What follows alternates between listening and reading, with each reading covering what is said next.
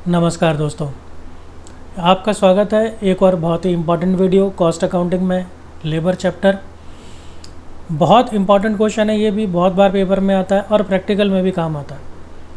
सबसे पहला क्वेश्चन इसमें हम देखते हैं लेबर टर्नओवर क्या है और इसको आप कैसे मेज़र करते हैं, यानी कि इसे आप किस तरीके से कैलकुलेट करते हैं। तो इसके अंदर ये दो चीज़ें हम पढ़ने वाले हैं। सबसे पहले अगर मैं देखें भाई, इसकी डेफिनेशन क्या कहती है। It is the rate of displacement. Displacement का क्या मतलब है? डिस्प्लेसमेंट का मतलब है कि जो लोग छोड़ कर गए, ठीक है जी, ऑफ द पर्सनल। पर्सनल का मतलब क्या होता है, इसको बच्चे कंफ्यूज होते हैं कई बार पर्सनल के साथ। पर्सनल जो होता है वो व्यक्तिगत होता है और यह पर्सनल यानी कि वो काम करने वाले, वो एम्प्लॉयज़, ठीक है, वो जितने भी आप कह लीजिए, या फिर यहाँ पर जैसे लेबर्स, तो वो एम्प्लॉयड इन एन ऑर्गेनाइजेशन, जो कि काम कर रहे हैं ऑर्गेनाइजेशन में, ड्यू टू रेजिग्नेशन मतलब त्यागपत्र देना। तो यानी या तो उन्होंने छोड़ दिया, उन्होंने कंपनी को छोड़ दिया, या तो त्यागपत्र दे के, या फिर वो हो गए रिटायर, यानी कि वो रिटायर हो गए। और तीसरा कारण क्या है? तीसरा कारण है रिट्रेंचमेंट। रिट्रेंचमेंट यानी कि छटनी मत समझना, छटनी का क्या मतलब होता है कि जैसे जब कंपनी कुछ लोगों को सिलेक्टिवली चुन के कंपनी से निकाल देती है, जैसे अभी लॉकडाउन के अंदर हुआ, बहुत सारे लोगों को नौकरी से निकाला गया। तो ये तीनों कारण हैं। इन तीनों में से किसी भी कारण के साथ अगर एम्प्लॉयज़ लेबर छोड़कर चले जाते हैं, छोड़कर जाने को बोलते हैं labour turnover. If the rate of labour turnover is more, अगर ये ज़्यादा है, लेबर टर्नओवर हम कैलकुलेट करते हैं फॉर्मूले से, और अगर ये ज़्यादा आया, this is a sign of instability, तो ये अस्थिरता है, यानी कि कंपनी के अंदर स्टेबिलिटी नहीं है, स्थिरता नहीं है, यानी बहुत ज़्यादा छोड़ कर लेबर्स या एम्प्लॉयज़ जाते रहते हैं। एंड इट एडवर्सली अफेक्ट, और ये बुरा प्रभाव डालते हैं किस पर? एफिशिएंसी पर, यानी कि योग्यता पर। ये योग्यता के ऊपर बुरा प्रभाव डालता है, क्योंकि फिर एम्प्लॉयज़ ज़्यादातर ये सोचते रहते हैं यार हमें तो कभी भी निकाल देंगे, तो वो मन लगा के काम नहीं करते हैं और प्रॉफिटेबिलिटी फर्म की उस पर भी सीधा असर पड़ता है। क्योंकि शुरुआत लेवल का यही है, प्रोडक्शन होएगा तो माल बिकेगा, फिर प्रॉफिट होएगा। अब अगर यहीं पर ही प्रोडक्शन करने वाले ही खुद को सेफ नहीं समझते हैं, उनको निकाला जा जाए या फिर वो खुद भी छोड़ के चले जाते हैं किसी कारण से, खुश नहीं होंगे तभी तो छोड़ के जाएंगे ना, तो उससे क्या होता है, फिर आगे का सारा प्रोसीजर डिस्टर्ब होता है। अब देख लेते हैं कि ये कैलकुलेट कैसे होता है। मेज़रमेंट यानी कि मापना। अब लेबर टर्नओवर को आप मापते कैसे हैं, कैलकुलेट कैसे करते हैं? लेबर टर्नओवर में be measured by any of the following methods. इसके कई मेथड हैं जो आपको आगे बता रहे हैं। The choice of particular method will depend on whether emphasis is given on labour separations. अब कैसे चुनेंगे कि कौन सा मेथड सही है? तो ये डिपेंड करता है कि कंपनी किस पर ज़्यादा एम्फेसिस करती है, किस पर ज़्यादा ध्यान देती है। नंबर 1 पहला है सेपरेशन यानी कि काम से, कंपनी से एम्प्लॉयज़ को अलग करना, ठीक है, वो अलग जो है वो कैसे भी हो। फिर दूसरा आता है रिप्लेसमेंट। दूसरा रिप्लेसमेंट का मतलब क्या होता है? बदलना, यानी कि जो दूसरे नए आए, जो छोड़ कर गए थे उनकी जगह पर जो दूसरे नए आए, क्या उसके ऊपर कंपनी ध्यान देती है? और या फिर तीसरा है दोनों। तो ये 3 तरीके हैं जिसके आधार पर लेबर टर्नओवर की कैलकुलेशन होती है। लेकिन ध्यान दीजिए, but once a particular method is chosen, अगर आपने एक बार कोई एक मेथड चूज़ कर लिया, फिर उसको आप बार बार मत बदलिए। क्यों? इससे आपका ही नुकसान है, क्योंकि फिर आप आगे कंपैरिजन नहीं कर पाएंगे, आप तुलना नहीं कर पाएंगे अगर आपको डिसीज़न लेने के लिए तुलना करनी हो तो। अब इसमें देखिए, सबसे पहला मेथड है हमारा सेपरेशन मेथड का। This is the most commonly used method. ये सबसे ज़्यादा इस्तेमाल होने वाला मेथड है। According to this method labour turnover is measured by dividing the total number of separation. जितने लोग छोड़कर गए उसको आप डिवाइड कर देंगे ड्यूरिंग अ पीरियड बाय, किससे डिवाइड करेंगे? Average number of workers, average कितने वर्कर्स थे वहाँ पे on the payroll during the same period. Formula ये रहा आपके सामने। देखिए कुल मिला के बात कितनी है, कितने लोग छोड़ के गए, सेपरेशंस और एवरेज कितने हैं। एवरेज कैसे निकालेंगे आप? ओपनिंग में कितने थे, यानी जैसे मान लीजिए एक महीना हो गया तो उसके अंदर शुरुआत में कितने थे ओपनिंग, प्लस महीने के एंड में कितने थे यानी कि क्लोजिंग, और उसको आप डिवाइड कर देंगे 2 से, तो इससे आपका आ जाएगा एवरेज नंबर ऑफ वर्कर्स। इसके बाद हमारा दूसरा मेथड है रिप्लेसमेंट मेथड। अब रिप्लेसमेंट मेथड में क्या है? This method takes into consideration only the actual replacement, यानी कि जो छोड़ कर गए उनकी जगह पर बदले में हमने कितने नए रख लिए of labour irrespective of number of person living. कितने लोग छोड़कर गए इस पर कोई ध्यान नहीं दिया जाता। आप ध्यान दीजिए इस बात पे कि कितने लोग छोड़कर गए, लीव कितने लोग छोड़कर गए इस पर ध्यान नहीं दिया जाता, बदले में नए कितने आए हैं उस पर ध्यान दिया जाता है। It is to be noted that in case of new workers are employed on account of expansion of the business, they should not be included in the number of replacement।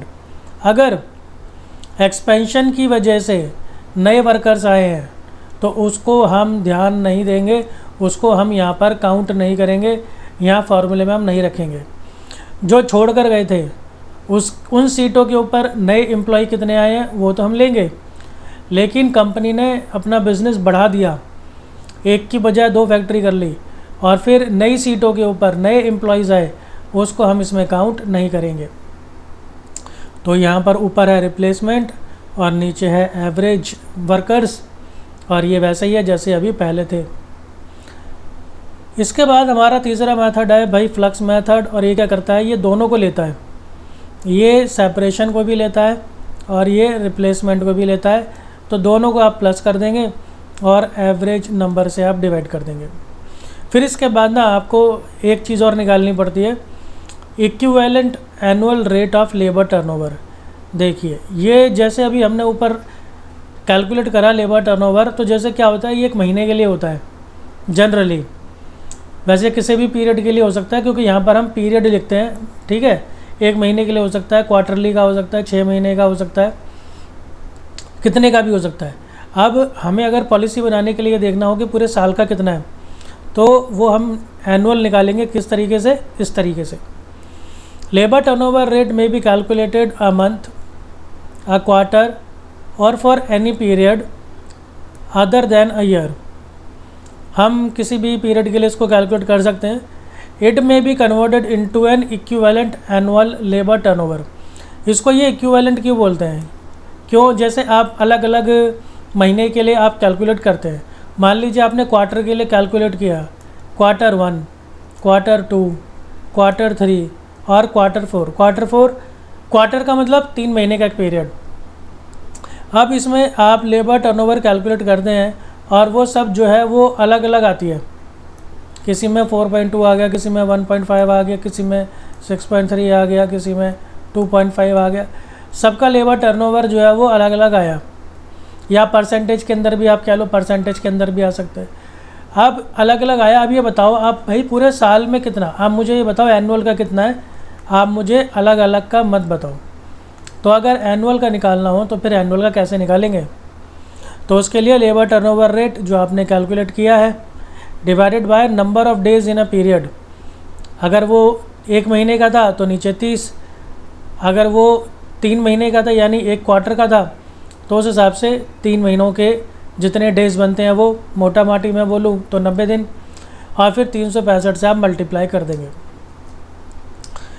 अब अगला क्वेश्चन हम देखें तो ये भी काफ़ी important है।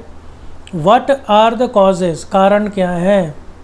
Labour turnover के कारण क्या हैं, यानी कि लेबर क्यों जल्दी जल्दी छोड़कर भागती है, व्हाट इज़ द इफ़ेक्ट, इसका प्रभाव क्या है। Effect of high labour turnover, अगर लेबर टर्नओवर ज़्यादा हो जाता है तो उसका क्या प्रभाव पड़ेगा कंपनी पे। How it can be control, और इसे आप नियंत्रित कैसे कर सकते हैं, इसको आप नियंत्रण में कैसे लेंगे, यानी इसको आप कम कैसे करेंगे। तो सबसे पहले देखते हैं कॉजेज़, भाई कारण क्या है। पहली कैटेगरी है इसमें पर्सनल कॉजेज़, यानी कि व्यक्तिगत। अब वो उनका खुद का घर का मामला हो सकता है, इसमें कोई कुछ नहीं कर सकता। Personal causes are those which induce और कंपेल वर्कर, जो मजबूर करता है या वर्कर को प्रभावित करता है टू लीव देयर जॉब, वो नौकरी छोड़ने के लिए मजबूर करता है उसे एट देयर विल, उसकी खुद की इच्छा से। सच कॉजेज़ आर, तो ये वो कारण है जो खुद ही अपनी किसी मजबूरी से मजबूर हो जाता है नौकरी छोड़ने के लिए। Change of jobs for betterment, अगर वो वहाँ पर खुश नहीं है, उसको अगर कोई बेटर अपॉर्चुनिटी उसको मिल रही है, किसी और अच्छी जगह वो जाना चाहता है और अपना विकास करना चाहता है, तो वो फिर इस नौकरी को छोड़ के जा सकता है। Premature retirement due to ill health, अगर वो बेचारा बीमार रहता है, अगर बूढ़ा हो गया है, तो उस हिसाब से वो जल्दी रिटायरमेंट ले सकता है समय से पहले। Domestic problems and family responsibilities, उसके घर की समस्याएं हो सकती हैं कि वो काम नहीं कर सकता। Discontent over the jobs and working environment, उसका मन नहीं लगता, उसके विचार नहीं मिलते वहाँ पर काम करने वालों से, या हो सकता है कि वो अपनी जॉब से ही खुश ना हो, उसको वो काम करना ही पसंद ना हो, या वहाँ का जो एनवायरनमेंट है, वहाँ का जो वातावरण है उससे वो खुश ना हो, उस वातावरण की वजह से भी वो कहता है मेरे को अच्छा नहीं लगता यहाँ पे काम करना, तो वो छोड़ देता है। आइए देखते हैं अब अगला अवॉइडेबल कॉजेज़ कौन कौन से हैं। Avoidable causes are those which could prevent the worker from leaving the job if timely action was taken by management, अगर मैनेजमेंट समय पर एक्शन ले ले तो उस लेबर को नौकरी छोड़ने से रोका जा सकता है, यानी वो नौकरी पे बना रहेगा। दस these require the attention of management, इसलिए मैनेजमेंट का ध्यान इस तरफ होना ज़रूरी है ऑन अ कॉन्टीन्यूस बेसिस, लगातार, so as to keep the labour turnover ratio low, ताकि जो लेबर टर्नओवर रेशो है वो कम रहे, यानी कि जो एम्प्लॉयज़ हैं, लेबर्स हैं, वो छोड़कर ना जाए। तो इसके लिए क्या क्या है, dissatisfaction with job, remuneration, hours of work, working condition etcetera, यानी कि सेटिस्फाई नहीं है, जो लेबर है वो अपनी नौकरी से सेटिस्फाई नहीं है, रेम्यूनरेशन अपनी सैलरी से सेटिस्फाई नहीं है, वर्किंग आवर्स से सेटिस्फाइड नहीं है काम करने के घंटों से, और जो काम करने की कंडीशंस हैं उनसे सेटिस्फाई नहीं है, तो वो छोड़ के जा सकता है। Strained relationship with management, supervisors and fellow workers, उसका रिश्ता कुछ खास अच्छा नहीं है अपने साथ काम करने वालों से, सुपरवाइजर्स के साथ, मैनेजमेंट के साथ उसकी बनती नहीं है। Lack of training facilities and promotional avenues, training की फैसिलिटी नहीं है और या फिर तरक्की नहीं है, तरक्की नहीं होती वहाँ पे, जहाँ है वो ज़िंदगी भर वहीं रहोगे।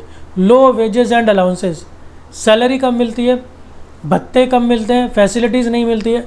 ट्रेड यूनियन राइवलरी, जो मज़दूर संघ होते हैं उनके साथ भी दुश्मनी हो सकती है। Lack of medical facilities, transport facilities, ये फैसिलिटीज़ भी नहीं मिलती है मेडिकल की, ट्रांसपोर्ट की। Inadequate job security and retirement benefits, भाई उसको जॉब में सिक्योरिटी नहीं लगती, रिटायरमेंट की फैसिलिटीज़ नहीं है कि बाद में उसको पेंशन वगैरह मिलती रहेगी या पीएफ का पैसा मिलेगा, ये सब फैसिलिटीज़ वहाँ पर नहीं है।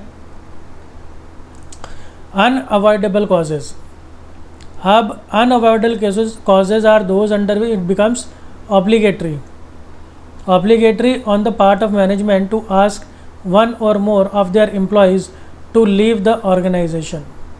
अब यहाँ पर क्या होता है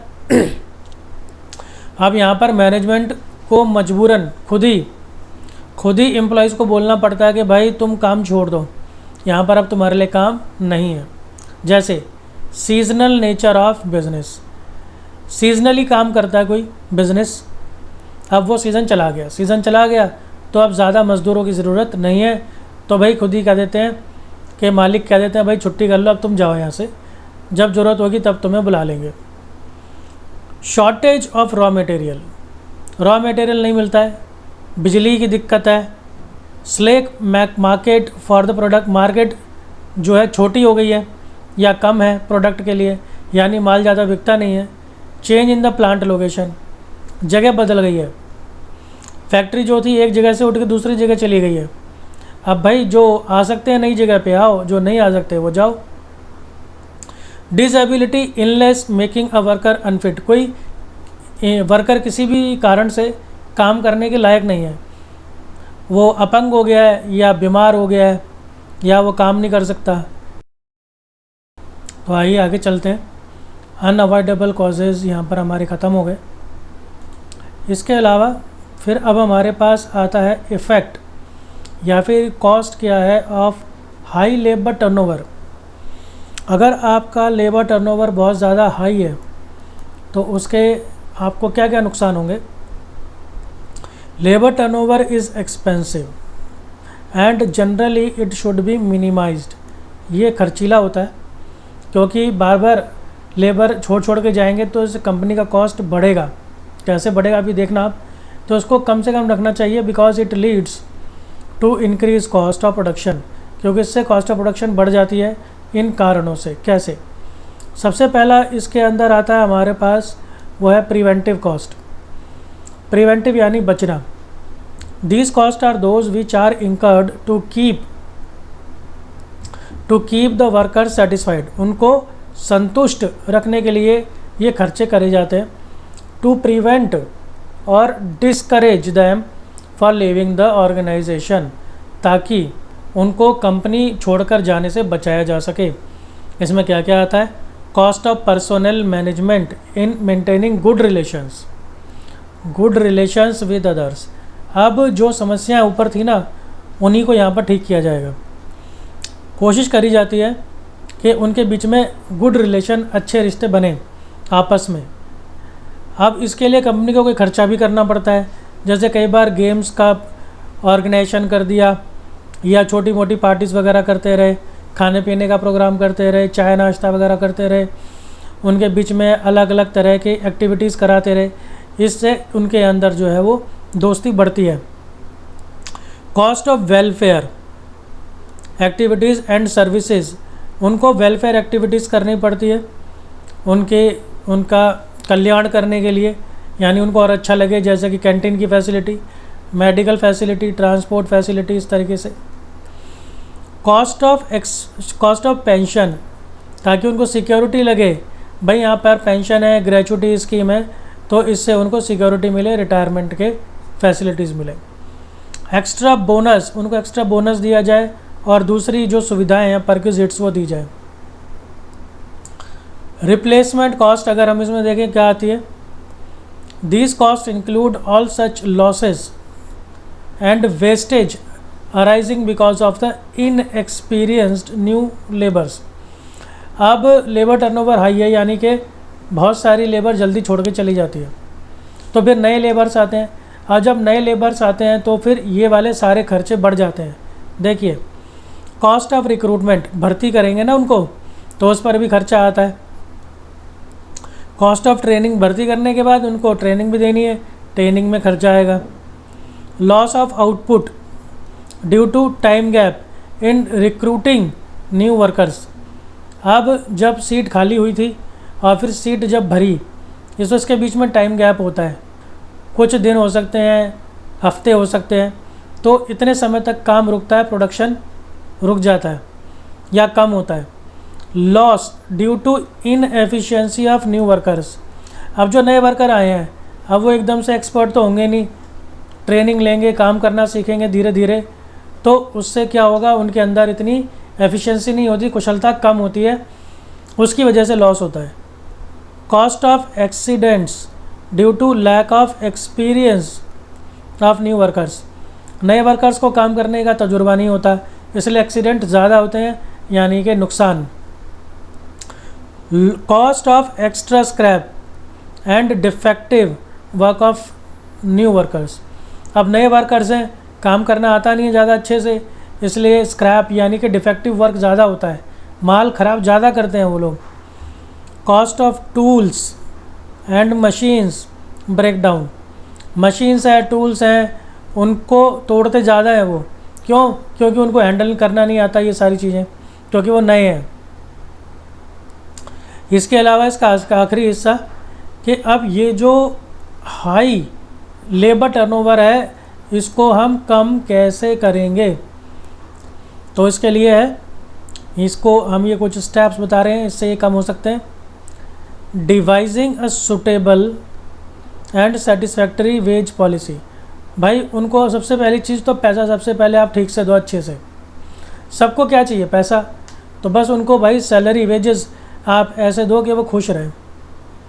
providing working conditions conductive to health and efficiency. उनके काम करने की कंडीशंस, वहाँ का माहौल, फिज़िकल, नॉन फिज़िकल, मेंटल ऐसा होना चाहिए जिससे उनकी सेहत अच्छी रहे और उनकी कार्यकुशलता भी बढ़े। यानी कि साफ़ सफाई वगैरह अच्छी होनी चाहिए और वहाँ पर आपस में काम करना और रिलेशंस वगैरह अच्छे होने चाहिए, उनका शोषण नहीं होना चाहिए। Impartial and sympathetic of personal management. कोई किसी के साथ भेदभाव नहीं होना चाहिए कि किसी लेबर को तो बहुत प्यार मिल रहा है, अच्छी सैलरी मिल रही है, सब कुछ मिल रहा है, फैसिलिटीज़ मिल रही है, और दूसरे एक लेबर के साथ जो है किसी भी कारण से छूआछूत वाला व्यवहार किया जा रहा है, उसको वो सारी चीज़ें नहीं मिलती हैं। Introducing financial and non financial incentives दो, जो बेसिक सैलरी है उससे बढ़कर भी, और उनको बोनस वगैरह दो अगर वो अच्छा काम करते हैं। प्रोवाइडिंग प्रमोशनल अपॉर्चुनिटीज़, भाई तरक्की के ऑप्शंस, चांसेस होने चाहिए। एनकरेजिंग लेबर पार्टिसिपेशन, जो लेबर है उनका भी हिस्सा बढ़ाओ मैनेजमेंट के अंदर, उनको भी गर्व हो। भाई मैनेजमेंट हमसे भी पूछता है, हमसे पूछ के पॉलिसीज़ बनाता है, हमारी भी पूछ होती है, हमारी भी कुछ इंपॉर्टेंस है कंपनी में। Introducing an effective grievance procedure, अगर उनको कोई शिकायत है, ग्रीवेंस, अगर उनको कोई शिकायत है तो शिकायत को दूर करने के लिए एक प्रॉपर अच्छा सिस्टम, प्रोसीजर होना चाहिए। स्ट्रेंथनिंग द वेलफेयर मेजर, उनके कल्याण से संबंधित जो भी कोई पॉलिसीज़ वगैरह हो तो वो कंपनी के अंदर होनी चाहिए। उनको एडुकेशन मिले, उनके बच्चों को एडुकेशन मिले, उनको हेल्थ की फैसिलिटीज़ मिले, उनको रहने की फैसिलिटीज़ मिले, इस तरह से। तो ये बहुत ही बढ़िया सवाल थे, ये थ्योरी आपके लिए बड़ी मेहनत से बनाई है, इनको अच्छे से पढ़िए, इसी तरह से जुड़े रहिए। मिलता हूँ आपसे अगली वीडियो में, धन्यवाद।